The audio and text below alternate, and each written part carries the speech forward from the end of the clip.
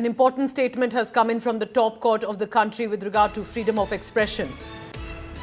Freedom of speech in the country has reasonable restrictions which should be reasonable, intact, and cannot be fanciful or obstructive.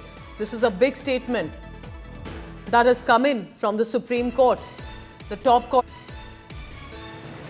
thoughts and views is integral part of a healthy, civilized society. I quote from the Supreme Court here, without expression of thoughts and views, it's impossible to lead a dignified life. But such views must be countered by another point of view. Right of persons to express their view must be respected and protected. So that's clear. Supreme Court elaborating here very categorically saying, right of a person to express their view must be respected and must be protected at all cost. However, there are reasonable restrictions that are also placed that such expressions cannot be fanciful or obstructive. Free expression and thought is viewed as integral part of a healthy, civilized society. Without it, difficult to lead a dignified life.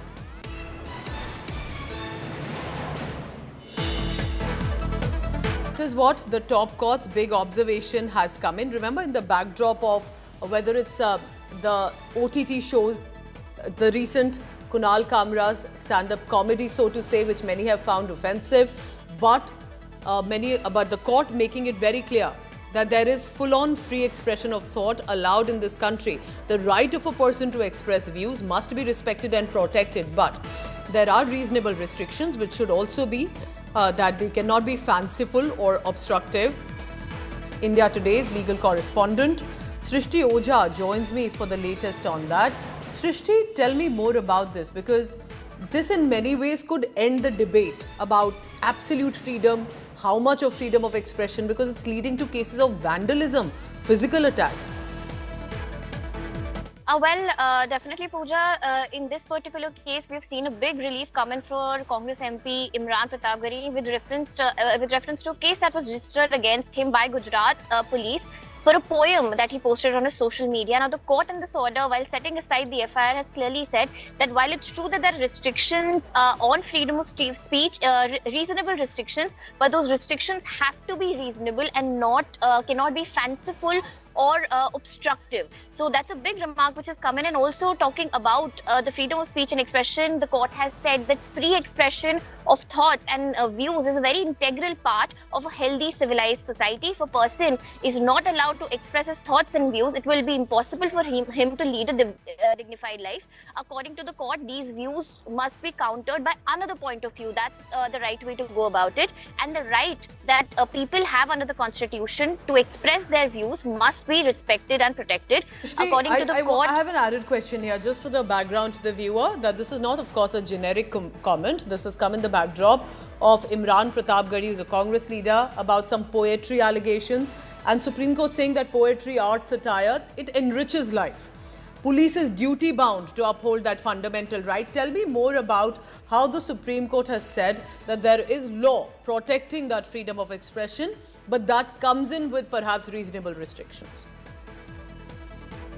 Yes, Pooja, like I mentioned, we're talking about Imran Pratapgarhi's case where an FIR was filed against him in Gujarat over a poem that he had posted on his social media. Now, even during the hearing, we had seen the Supreme Court call out the Gujarat police, asking them as to why they would file an FIR for a simple poem that was posted by him. Now, in today's judgment, the court, while setting aside the system, has said that poetry, art, satire in a way enrich life, and the police. They've also made a big comment on the police and how the police is duty bound to uphold the fundamental rights and uphold the Constitution. The police can also not go against what is in the Constitution. According to the top court, the standard of prejudice must be based on reasonable understanding of the principles of understanding persons, and not by standards of those who are weak or ready to take offense and see everything as a threat or criticism. Free expression of thoughts and views is an integral part of the society. And if there is anyone who's offended, who has criticism to give it from a counter view, is what the court's saying, rather than indulge in any kind of vandalism that we've seen lately. Thank you very much for now. And can what court has said put an end to the kind of conflict, vandalism, attacks, political showdown that we have seen, or perhaps that would still continue?